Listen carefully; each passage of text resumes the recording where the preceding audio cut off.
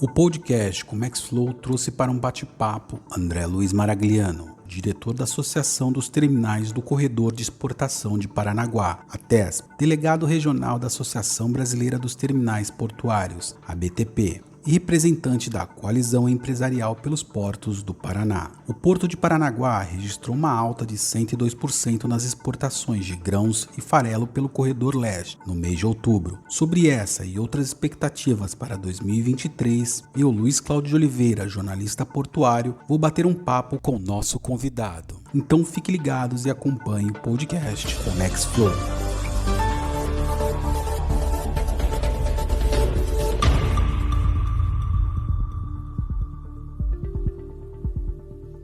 Maragliano, seja bem-vindo ao podcast Comex Flow. É um prazer tê-lo conosco e rever um grande amigo para um bom bate-papo, que é sempre uma satisfação. Muito obrigado, Luiz. Muito obrigado pelo convite, primeiro. Prazer aqui estar falando contigo. Primeiro, parabéns aí também pelo trabalho, tua dedicação com o setor, desde sempre, né? Desde lá do começo, como pouca gente sabe, mas a gente trabalhou junto no Porto de Santos, né? Você sempre foi muito interessado nos assuntos, sempre buscando conhecimento, se aprimorando, e fico muito feliz, cara. E tenho orgulho aí da tua trajetória, né? E tenho orgulho de ter feito um pouquinho parte da tua história aí também. Então, é um prazerzão estar aqui falando contigo. A gente já vinha conversando há algum tempo de fazer esse bate-papo e que bom que deu certo. Pouca gente sabe, a gente trabalhou junto, também pouca gente sabe que eu dei aula, né? O fruto do material das aulas que eu dei foi muito pelo trabalho, óbvio, que a gente tinha nessa outra empresa, né, onde eu desenhei, né, ali, claro, as posições já existiam, mas elas não estavam muito claras, definidas quando as pessoas entravam na empresa, então eu fiz uma espécie de manual para cada posição operacional que a gente tinha no terminal, e aí a gente foi aprimorando isso, até que virou uma apostila interna da empresa, e depois, por provocação sua, eu fui trabalhando um pouco nisso com outros profissionais da área, e a gente acabou montando um livro, o qual você foi o idealizador, né, desse livro. A gente teve até apoio e patrocínio da própria empresa que a gente trabalhava, do Setaporte também,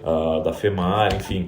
Mas foi muito por provocação sua, você juntou todos esses profissionais, né? Instigou e acabou que incentivou a gente a construir esse livro, que é o livro Ship Planner, Planejamento Operacional, no qual a gente fez o volume 1. Acredito que a gente queria fazer outros volumes, né? Quem sabe agora uma nova oportunidade. No caso, foi feito para container, pode pensar aí granéis, exportação, importação, líquidos, né? Eu acho que faz muito sentido, ainda mais hoje em dia aí você numa posição tão de destaque, com tantos profissionais relevantes do setor. E esse manual, inclusive, depois virou, além do livro, acabei que eu dei por um ano, dei aula no Setaporte, né? Também pouca gente sabe, né? De Ship Planner, naquela curso de extensão que tinha, acho que era da Unimonte, enfim. Foi bem bacana, muito legal e muito bom estar te revendo aqui. E bora lá para esse bate-papo. Prazerzão. Dados mostram que a exportação de grãos e farelos pelo Corredor Leste de Exportação do Porto de Paranaguá aumentou 102,6% em outubro. Quais os produtos e o volume exportado por esse corredor nesse último semestre? Corredor Leste, que é o famoso corredor de exportação do Porto de Paranaguá, que é um corredor aí que existe há mais de 40 anos, né? Claro, vem se consolidando ao longo dos anos, né? Cada vez com mais players e cada vez com um volume maior, né? Esse corredor, até uns 7 anos atrás, ele fazia entre 12 e 14 milhões de toneladas e acreditava-se que a capacidade desse corredor de exportação era de 16 milhões de toneladas. E aí, com gestão, com o aprimoramento das regras de atracação, que é um dos maiores ativos que a gente tem aqui no Porto de Paranaguá, algumas melhorias feitas no corredor também, mas não de grande monta, ou seja, o corredor continua com 3 berços, né, com 6 shiploaders e 10 empresas conectadas ali, mas com gestão e com essas regras de atracação e um maior relacionamento, e até com a criação da Tex. Quais são os produtos que a gente embarca aqui pelo corredor leste, né, que agora a gente tem o corredor oeste no Porto de Paranaguá, né? Então, o movimento é soja, é o carro-chefe, movimentamos o milho e o farelo de soja também, né? E aí dentro do farelo, às vezes você tem farelo com mais o Hypro, você tem farelo pellets comum, enfim, você tem derivações de farelo, mas basicamente são esses 3 produtos que a gente opera no corredor de exportação. Maragliano, quais são as atribuições da ATESP, Associação dos Terminais do Corredor de Exportação de Paranaguá, instituição a qual você faz parte da direção? A TEXP, para quem não conhece, é a associação dos operadores, né, dos terminais do corredor de exportação de Paranaguá. São 10 empresas que estão conectadas nesse mesmo complexo, nesse eixo comum ali, né? A gente compartilha os berços, compartilhamos as operações, né, e compartilhamos as decisões que são tomadas aí, tudo no que envolve dentro do corredor de exportação. E com isso, de lá para cá, a gente já hoje movimenta 21 milhões de toneladas e a gente sabe que temos uma capacidade de 25 milhões de toneladas. Isso sem acréscimo de berço, sem outras melhorias, né? Então, só o poder que a gestão, o bom relacionamento conseguiu dentro da associação, a gente conseguiu criar um propósito, a gente conseguiu focar naquilo que nos aproxima, né? E não naquilo que nos afasta. Porque, naturalmente, essas 10 empresas, elas são concorrentes entre si. É claro que dentro desses 10 atores ali, a gente tem 2 tradings, a gente tem 2 grandes cooperativas que são Coamo e Cotriguaçu, né, que representam o setor produtivo bem forte. Temos prestadores de serviço bandeira branca, né, assim, prestação de serviço 100%, né, mas naturalmente todos são concorrentes. O que fez, né, qual é o grande mote ali, qual que é a grande sacada, né? A grande sacada é a gente ter buscado um propósito, né? Conseguir focar naquilo que nos aproxima, né? Ou seja, ter os objetivos comuns, né? Aquilo que a concorrência a gente deixa, a gente tem área comercial, a gente tem área de originação, enfim, essa parte aí a gente deixa com os profissionais que fazem isso e fazem bem feito. Agora, o que a gente precisa ter do corredor de exportação? A gente precisa extrair o melhor que esse corredor pode dar, o melhor que esse ativo pode oferecer. Então, a gente trabalha com esse propósito de extrair o que pode ser, o que a gente pode conseguir de melhor do corredor de exportação. E hoje a gente tem uma capacidade de 25 milhões de toneladas, a qual a gente persegue todos os anos, né? O que você atribui essa alta? E quais são as expectativas para 2023 para as operações dos terminais no Porto de Paranaguá? Então, Luiz, com relação a esse número de 102%, é claro que assim, o papel aceita tudo, então eu preciso ser justo. O que acontece? Ano passado, em outubro do ano anterior, a gente teve uma quebra, a gente não teve uma movimentação expressiva, né? Tivemos muita chuva também. Então isso faz com que a gente não tenha um volume tão grande, o normal dentro do mês, né? Para aquele período. E no ano de 2022, a gente veio de um período de muita chuva, segunda quinzena de agosto e setembro inteiro. Setembro, para você ter uma ideia, se eu não estiver errado, foram 14 dias de chuva direto, assim, né? Se você pegar todas as horas de chuva, dá um equivalente a 14 dias direto de chuva. Então isso acaba criando um gargalo, né? Isso fica represado. E aí em outubro, quando deu um pouco mais de alívio aqui, quer dizer, a gente conseguiu embarcar. Sem contar que a gente não teve quebra de safra, não teve nenhum problema de originação. E aí o que estava represando realmente era a chuva. E aí você consegue ter uma movimentação superior ao ano anterior. Então, claro, foi maior. Também não teve quebra, mas não foi também o dobro, né, de originação assim, que teve. Algumas coisas que acontecem, algumas peculiaridades que acontecem na dinâmica do corredor, que às vezes o número ele camufla a realidade, tá? Então não é que tenha um ano foi o dobro de safra, foi o dobro, né? Seria uma safra recorde, queria eu que fosse isso, mas só para colocar os pingos nos is ali, né? Deixar claro que não foi o dobro de movimentação em razão de originação, foi em razão de outras particularidades aí, questão de chuva, questão de safra, que um pouco de quebra, né? Então o reflexo disso se deu nesses números ali, né? Então só para ficar claro. E com relação a 2023, vamos lá. 2023 a gente sempre depende muito de algumas coisas, né? Como por exemplo clima, né? Então depende. Tudo indica, né? A quantidade, o nível de chuva, a quantidade de chuva que está tendo, de sol, enfim. Para a questão de que foi plantado, que vai ser colhido, tudo indica que a gente vai ter uma safra recorde para o ano que vem. Ou seja, né?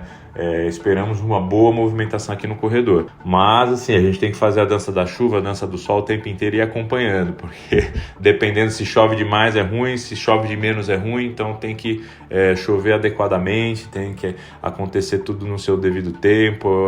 Mas assim, a expectativa nesse momento é que a gente tenha um bom ano 2023 e, de novo, aí eu volto para a TEXP, todo o trabalho de gestão, esses objetivos comuns e esse entendimento, esse excelente relacionamento que a gente tem entre todos os terminais que estão ali, faz com que a gente tenha uma boa expectativa para 2023 no quesito eficiência do corredor de exportação, né? Administração das filas, administração do line-up de navios, acesso ao porto de Paranaguá. A gente está muito atento. Existe a questão hoje aí da rodovia e ferrovia, que também agora nesse final de ano aí tiveram um impacto aí com os deslizamentos na serra, acenando aí para o governo a nossa preocupação com que esses acessos estejam liberados no início já da safra, que esteja tudo ok para que a gente consiga capturar o máximo que a gente pode do corredor, como eu falei anteriormente, né? Então a expectativa para 2023 é positiva, se tudo correr bem como está correndo. Vamos ter um ano aí, quem sabe, um novo recorde, quem sabe a gente já supere em 2023 a marca de 21 milhões de toneladas, que a gente já faça 22 para cima, né? Chegue próximo das 25. O agronegócio é responsável por aproximadamente 80% de tudo o que é exportado pelo Paraná. Em termos nacionais, nos últimos 10 anos, a participação do estado do Paraná nas vendas brasileiras do agro para o exterior foi em média de 13,4%. Seguindo esse contexto, na sua concepção, o que beneficiou esse corredor de exportação, diferenciando dos demais portos brasileiros? Fator de escolha aos principais exportadores brasileiros. Então, Luiz, se você olhar o mapa do Brasil e olhar o estado do Paraná, você vai ver que a gente tem um litoral bem pequenininho, né, comparado com os outros estados. Agora, quando você olha para dentro do estado, interior, o Paraná ele vai crescendo, e ele é um estado que tem uma região muito boa. Então, a questão geográfica contribui bastante. O solo do Paraná, né, solo muito bom, e os produtores no Paraná, né? Você tem muitos produtores e pequenos, médios e grandes, mas aí você tem as cooperativas, as grandes, as maiores cooperativas estão aqui, né, no estado do Paraná, muitos produtores, né, dentro dessas cooperativas e é uma turma que trabalha muito, né? Tem um nível de produtividade, né, da sua produção muito boa, né, o Paraná tem. E o curso natural dessa carga é o Porto de Paranaguá, né? Faz todo sentido. Então a geografia ela contribui muito pra gente, né? Porque a gente poderia ter esse estado super pujante na parte de originação, mas ter uma logística ineficiente que gerasse um custo elevado e a gente perdesse, por exemplo, carga para o Porto de Santos ou para o Porto de São Francisco, enfim. Mas a natureza, né, da operação e o custo logístico adequado, sim, principalmente ao longo dos últimos anos, com a redução do custo de demurrage no Porto de Paranaguá, que diminuiu muito. Se você pegar nos últimos 10 anos e olhar o histórico, né, a gente chegou a ter navio aqui com 120 dias de fila para atracar. A gente teve aí, se você pegar num contexto geral, acho que podemos dizer que teve mais de 20 milhões, com segurança assim, mais de 20 milhões de dólares de custo de demurrage que foi reduzida nos últimos anos. A gente tinha aí média de 40, 60 dias de fila de média, né? O de hoje, quando você olha aí os 3 Bs do corredor de exportação, você olha ali 4 dias, 8 dias, e é muito em razão mais de clima e de preparação de navio do que qualquer outra coisa. Outro ponto também são os acessos ali, o pátio de triagem, as regras, né, o cargo online, que é um sistema da Portos do Paraná aqui, que é a APA, né, a Autoridade Portuária, onde os usuários do porto usam. Então todo caminhão que vem para o Porto de Paranaguá ele tem que estar agendado. Então isso eliminou muito as filas e o gargalo que a gente tinha de originação, custo de estadia, de caminhão em rodovia, né, que se fazia estoque, armazenamento sobre rodas, né. Então a gente tinha filas ali. Existe não é lenda urbana, né? A gente fala o mito, a lenda urbana de que a fila do Porto de Paranaguá chegou a Ponta Grossa. Também não é bem assim, mas também não é que não foi assim. Era uma fila gigante, isso era assunto em jornais em rede nacional, né? Das grandes filas no Porto de Paranaguá, tanto do acesso ao porto, né, via rodovia, quanto também das filas de navios. Então, isso já não é mais uma realidade, a gente trabalhou muito em cima disso e hoje esses gargalos foram eliminados, então o custo logístico ele é adequado, né, para Paranaguá, então a gente é competitivo perante os nossos concorrentes, bastante competitivo, então naturalmente essa carga acaba vindo para cá, né, e a gente tem essa movimentação do próprio Paraná, né, uma movimentação importante e não perdendo para outros portos. Um dos maiores exportadores de commodities agrícolas do estado do Paraná, a Cargill, foi considerada pela Forbes Agro entre as 5 maiores empresas do agronegócio no ano de 2021. Seguindo esses números promissores, acredito que toda uma cadeia logística favoreça esse ganho. Gostaria que nos listasse qual o papel da operação portuária dentro do escoamento da exportação de granéis e farelos. O papel da operação portuária, né, no escoamento é extremamente importante, porque a gente trabalha com volume, né, com escala, diferente do segmento de container ou do que você tem carga com alto valor agregado ou de algumas outras cargas de projeto, por exemplo, o granel, né, farelo, soja, milho né? É uma carga de baixo valor agregado, onde a gente está falando de escala, né? Então, um volume muito grande também. Então, o custo também de qualquer paralisação, o custo de uma demurrage, por exemplo, um dia de navio parado ali, estadia de caminhão, né? Você não girar, você pode parar uma fábrica se você não conseguir trabalhar com eficiência nos portos, enfim. Então, a operação portuária para o segmento de granéis e exportação é extremamente importante, né? Por mais que seja relativamente uma operação simples, né? Complexa na execução, né? Porque a gente está falando de muito volume, tem que ser tudo muito casadinho para você não parar a fábrica, você não parar a originação, né? As capacidades de armazenamento em porto hoje, ela é relativamente boa, mas o que acontece? Você tem chuva, você tem uma série de coisas, você pode ficar plugado, ou seja, os terminais podem ficar cheios, e aí por conta de chuva ou por conta de atraso de navio, e aí com o terminal cheio você fica sem capacidade para recebimento, e aí se você não tiver capacidade de armazenamento na originação, que também custa caro, você vai colocar isso sobre rodas, vai ficar armazenado sobre rodas, vai gerar estadia de caminhão, ao mesmo tempo é um efeito dominó, né? Você vai criar fila também de navios, porque aí você formar um gargalo, né? Uma sequência de navios aguardando em porto para atracar um atrás do outro, e aí até que opere um navio, opere o outro navio, e você vai desafogando os terminais, quer dizer, isso aí vai causando um efeito dominó que gera demurrage. Então, quer dizer, e aí de novo, como a gente está falando de uma carga, né, um segmento de carga que tem um baixo valor agregado, qualquer custo que você vai colocando ali, você vai comprimindo, vai destruindo a margem, né? E aí aquilo que você em escala estava com uma margem pequena, mas ainda assim positiva, e no volume você ganha dinheiro, o inverso ele também é verdadeiro. Se você começa a colocar muito custo em cima de um produto com baixo valor agregado, quer dizer, a tua margem fica comprimida a ponto de poder ficar uma margem negativa, e aí, como a gente está falando de escala, o prejuízo também é enorme. Então, a operação portuária ela é extremamente relevante para esse setor, para esse segmento, né? Uma vez que tem toda essa dinâmica por trás. Na prática, os corredores de exportação envolvem os principais modais de transporte, entre eles o rodoviário, o ferroviário, o hidroviário e seus mais variados recursos. Em resumo, compondo um conceito de multimodalidade. Na sua visão, já é um processo fechado ou ele ainda pode ser ramificado para um porto-indústria? Acho, Luiz, que a gente ainda tem muito chão nesse sentido para avançar, né? Você está falando da multimodalidade como algo já consolidado nos corredores de exportação. Sim, ela existe, mas acho que ainda tem muito chão para andar nesse quesito aí, né? A gente tem muita gordura para queimar. O Brasil é um país de dimensões continentais, a gente ainda é muito dependente da rodovia. Não digo que tem que deixar de fazer rodovia, não. Eu acho que o próprio caminhoneiro, quando entender a conta como funciona, né? Quer dizer, ele em vez de fazer longas distâncias, assim, ele fazer a distância adequada para esse modal. A gente tem muitos recursos naturais com hidrovias que a gente utiliza, mas acho que ainda pode ser muito explorada, pode ser melhor consolidada ainda.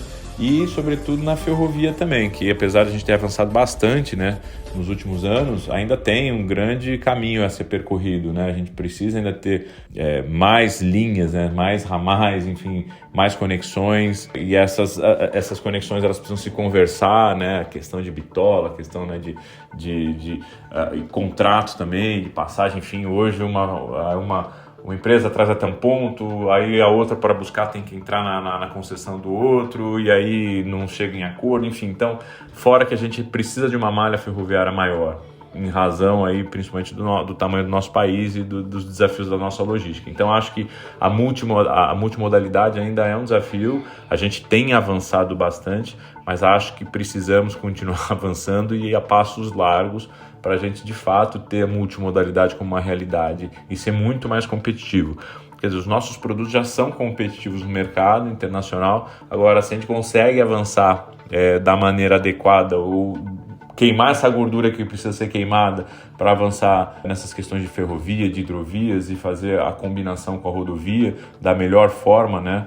Eu acho que a gente fica ainda mais competitivo, aí o país fica imbatível, né? aí a gente vai estar no caminho certo, né? Mas acho que a gente vem fazendo isso, o Brasil vem melhorando, a gente vê as discussões de hidrovias no Brasil, principalmente no Arco Norte, aqui também, né, para a região Sudeste, região Sul, discussões agora, por exemplo, lá no Rio Grande do Sul, a gente tem a discussão ali também de hidrovia, bastante importante acontecendo. Então, as discussões estão acontecendo, a gente vê hoje uma articulação muito maior entre setor privado, setor público, vontade a gente vê. Agora o que a gente precisa é tirar, né, o papel aceita tudo, a gente tirar do papel e fazer, tornar realidade. Enfim, acho que é isso, Luiz. É sabido que os corredores de exportação são definidos como um sistema integrado de transporte e armazenagem, visando melhor escoamento de produtos de granéis e seus volumes. A exemplo, as cargas a granel, as quais são exportadas pelos portos do Paraná, você acredita que esses fatores atrativos influenciam positivamente a necessidade dos exportadores? Sem dúvida que influenciam, Luiz. E aqui no Porto de Paranaguá a gente tem um case de sucesso que é esse corredor de exportação, famoso corredor de exportação, que hoje a gente, né, pode falar a Texp, que é responsável pelo corredor de exportação. Os números falam por si só, né, o aumento expressivo que a gente teve, saímos das 14, 15 milhões de toneladas, já operamos acima de 20 milhões de toneladas, né, chegando já a 22 milhões de toneladas, muito próximo disso, e vamos passar com toda certeza. E esses fatores que você colocou são os fatores que fazem essa diferença positiva, né? Quer dizer, você ter o transporte, o acesso, o custo de frete. O Porto de Paranaguá é atrativo, você tem um frete de retorno com fertilizante, então você consegue esse aproveitamento e aí não paga só o frete morto, né? Então o frete fica mais atrativo, você tem um volume expressivo por aqui. Temos o pátio de triagem, o cargo online, que eu mencionei aqui anteriormente, que regula a entrada, o acesso ao porto, isso eliminando as filas do passado. Existem regras muito claras e definidas com relação à utilização desse pátio de triagem, que também faz com que você tenha uma dinâmica de recebimento de carga. Temos as regras de atracação e o corredor de exportação por si só, que é a maneira como a gente se organizou para trabalhar, onde a gente consegue operar o mesmo navio com mais de 3, 4 operadores simultaneamente. A gente acaba dando uma liquidez para o porto, uma liquidez para o corredor, tem essa liquidez para o produto, né? A gente consegue fazer troca, vender em porto, trocar papel aqui em porto. A operação do navio tem muito mais eficiência, girar, né? Os terminais conseguem girar mais, você consegue fazer, por exemplo, uma nomeação de um navio de 65 mil toneladas, você consegue receber essa nomeação em 4 terminais diferentes, né? Com todo esse regramento do cargo online, do pátio de triagem e das regras de atracação, você consegue formar o lote desse navio muito mais rápido. Esse navio ele consegue atracar mais rápido e opera mais rápido também, e isso sem contar que gera eficiência para os terminais, que não entram naquele esquema que eu falei de plugar, ou seja, ele não fica lotado, né? Ele não precisa ficar enchendo o terminal inteiro para conseguir ter a nomeação inteira de um navio e aí poder cantar esse navio na reunião de atracação, esse navio entrar em fila, aguardar para atracar, enfim, até ele atracar e operar, liberar espaço no terminal, enfim.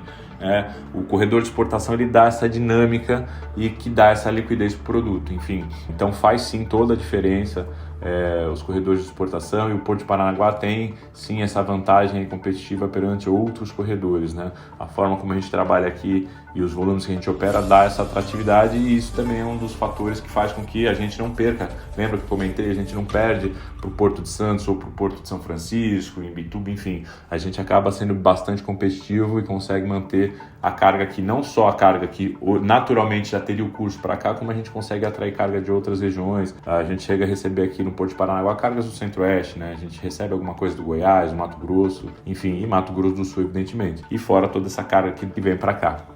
Tendo em vista a sua experiência no comportamento da logística e operação portuária, ainda falando do agronegócio, tanto aos portos quanto ao mercado interno, você enxerga que ainda há desafios a serem quebrados? Existem sim, Luiz. Alguns ou muitos desafios ainda, mas que bom que eles existem, né? Porque para nós profissionais é o que nos motiva, o que nos dá o brilho nos olhos, correr atrás do leão nosso de cada dia, né? A gente falou alguns desses gargalos aqui, questão de logística, questão de multimodalidade, ferrovia, rodovia, os acessos aos portos, né? A gente precisa ter uma malha ferroviária, ter uma combinação, né, mais efetiva desses modais, explorar mais isso, né? A gente tem um setor portuário, um excesso regulatório muito grande. Claro, faz todo sentido, você tem que ter um controle de tudo, mas a gente tem que tomar cuidado com a burocracia excessiva, com o tempo, né, com o timing das coisas, né? O timing do dinheiro, o timing do privado, do mercado, ele é muito diferente do timing burocrático, regulatório, né? E a gente tem que conseguir casar um pouco mais esse timing para que a gente não perca oportunidades, para que a gente consiga ter um setor mais produtivo, que a gente tenha um custo mais adequado, a gente tenha maior competitividade, né? Como eu falei, o Brasil ainda consegue, com todos esses desafios, com toda essa gordura que precisa ser queimada ainda, a gente consegue ser competitivo, mas não podemos dormir, porque enquanto você dorme, teu concorrente, né, outros portos ou outros países estão ali trabalhando para serem mais eficientes. Então a gente tem que continuar trabalhando todo dia para que a gente consiga reduzir as amarras, que a gente consiga ter mais celeridade nos processos regulatórios aí, nos contratos de concessão, nas discussões de investimentos, né, nas aprovações de contratos, renovações, licitações, né, nas discussões e efetivamente ampliações da malha ferroviária, na combinação dos modais, enfim, a gente precisa ter uma celeridade nesses processos para que a gente continue sendo mais eficiente e mais competitivo. Mas, sobretudo, eu indicaria que os desafios são logísticos, na questão regulatória, e a gente precisa ter mais celeridade nos processos, né? Mas, assim, eu costumo ser sempre muito otimista e eu enxergar sempre o lado positivo das coisas, enxergar o copo meio cheio, não meio vazio. Eu vejo que muita vontade hoje de todos os atores envolvidos, das agências reguladoras, do setor privado, enfim, das autoridades portuárias, autoridade marítima, eu vejo bastante vontade, bastante articulação, coisa que não se via no passado. Via, né? Mas você via muita conversa e pouca ação. Hoje a gente vê bastante ação. Seguindo a linha de avanço que está se referindo, hoje você vê o maior desempenho nas questões que antes enxergávamos como embrionárias? Hoje, quando eu penso na regulatório, você fala o juridiquês e tal, a gente pensa muito Brasília, muito escritório, muito advogado, e você pensa em gente sentada atrás de uma mesa muito distante do porto. E hoje eu vejo que não, eu vejo que a turma de Brasília saiu dos escritórios, saiu das salas e saiu do lado do Planalto e está bastante ativa, visitando os portos, conhecendo. Existem vários cursos hoje direcionados para o pessoal que ficava em Brasília, que fica muito mais nessa parte institucional, muitos cursos voltados para o setor de logística, para o setor portuário, para essa turma, e eu vejo uma adesão muito grande do pessoal de Brasília, enfim, fazendo esses cursos, estando junto com o setor privado, com as entidades de classe, viajando para os portos, conhecendo, visitando, e isso a gente vê bastante. E isso é muito positivo. Eu, de novo, sou muito positivo, muito otimista com isso. Acho que estamos num caminho de sucesso. Precisamos acelerar um pouquinho o passo, mas faz parte também. A gente não pode mudar da água para o vinho, da noite para o dia. Faz parte de um processo. Acho que estamos nesse processo de amadurecimento, de transformação, e vamos colher os frutos disso tão logo, né? Eu acredito muito nisso e posso te garantir, Luiz, trabalho para isso todos os dias e tenho certeza que não falo por mim só, né? Eu acho que posso dizer que falo por uma boa turma que também trabalha todos os dias por isso. Costumo dizer que as pessoas que trabalham nesse setor, elas são picadas aí por um mosquitinho aí que passa um vírus, e a gente acaba se apaixonando e viciando nesse setor, viciando no dia a dia. Você vai ver as pessoas falando com brilho nos olhos, né, com vontade de fazer, entusiasmadas, né, e eu acho que é isso que faz a diferença, né? E acho que, de novo, estamos no caminho certo e espero que a gente tenha aí um futuro promissor, brilhante no setor, nesse segmento, com crescimento, com o Brasil ficando cada vez mais competitivo, os nossos produtos, enfim, é isso que eu acredito, Luizinho. Maragliano, mais uma vez agradecemos a sua participação no podcast com Max Flow. Acreditamos que a sua participação foi de grande valor. Gostaria que você deixasse suas considerações finais. Feliz por estar podendo falar também um pouco da Texp, né? Das empresas que compõem ali o nosso corredor de exportação, né? E aí eu gostaria de nominá-las, né? Então, se você me permite, né? O corredor de exportação, como eu falei lá no início, que é a Texp, ela é formada por 10 empresas que se conectam no mesmo eixo comum e operam os mesmos ativos, né, em 3 berços do Porto de Paranaguá. São os berços 212, 213 e 214. E as empresas que compõem a Texp são a GTL Centro-Sul, fazem parte do mesmo grupo, que é o Grupo Cipal. A gente tem a Coamo, que é uma das maiores cooperativas do mundo. Temos a Cotriguaçu, que também é uma das maiores cooperativas aqui do Brasil e do estado do Paraná. Bastante importante também. Temos a Luiz Dreyfus, né, que é uma grande trading, dispensa comentários. Temos a Cargill Agrícola também, outra trading. Temos a Interali, temos o Rocha, que faz parte do Grupo Rocha, enfim, também é uma empresa que tem mais de 150 anos de existência e está aqui no Porto aqui desde sempre, e é uma empresa genuína de Paranaguá. Temos a OCP, que é uma entidade, né, uma outra associação que opera os silos públicos do Porto de Paranaguá. Por trás dele você tem ali outros operadores, mas a OCP representa esses operadores. Temos a Simbesul, são as empresas que compõem o corredor de exportação aqui, então faço questão de nominá-las. São essas 10 empresas aí que compõem a diretoria da Texp, são 10 diretores, tomam as decisões. Parece uma entidade, mas muito mais institucionais, regulatórias. A Texp ela é uma entidade um pouco diferente, porque ela atua diretamente na operação e manutenção do corredor de exportação. Tem mais de 160 funcionários, então ela faz operação, faz manutenção. Então ela é uma empresa que está ali no dia a dia, com o pé no porto, né? De cara para o vento ali no costado, e tem ali no seu dia a dia desafios ali operacionais. Então a gente discute efetivamente ali questões de eficiência, produtividade, né, custo e competitividade para o corredor de exportação, para o exportador, né, para o setor produtivo. Enfim, esses são os desafios da Texp e a gente faz bem isso. E os números falam por si, né, Luiz? É o que eu falei, a gente fazia 12, 13, 14 milhões de toneladas, acreditava que o gargalo eram 16 milhões de toneladas, e hoje com os mesmos ativos, com gestão, com a união dessas empresas, o entendimento, né, o foco naquilo que aproxima as empresas, nos objetivos comuns, a gente conseguiu criar o propósito, e com esse propósito a gente já bateu recorde atrás de recorde, e hoje estamos perseguindo aí a marca de 25 milhões de toneladas. Que, claro, é muito difícil, porque seria a capacidade do corredor, mas com certeza a gente vai chegar próximo disso aí. Eu garanto que chovendo direitinho, fazendo sol direitinho, tendo as questões climáticas, né, originação, no que depender do corredor de exportação, no que depender da Texp, você pode ter certeza que a gente vai capturar o máximo de carga que a gente puder capturar, com maior eficiência, com menor custo e maior qualidade, e vai chegar muito próximo das 25 milhões de toneladas. Cara, mais uma vez, muito obrigado. Desejo para você... Mais uma vez, nosso muito obrigado por continuar sendo figura em destaque em nosso setor e poder contribuir da melhor forma para ele. Poxa, Luizinho, eu que te agradeço aí pela oportunidade, pelo convite. Faz bastante tempo que a gente vem conversando para tentar acontecer, né, esse podcast aqui, mas que bom que deu certo agora.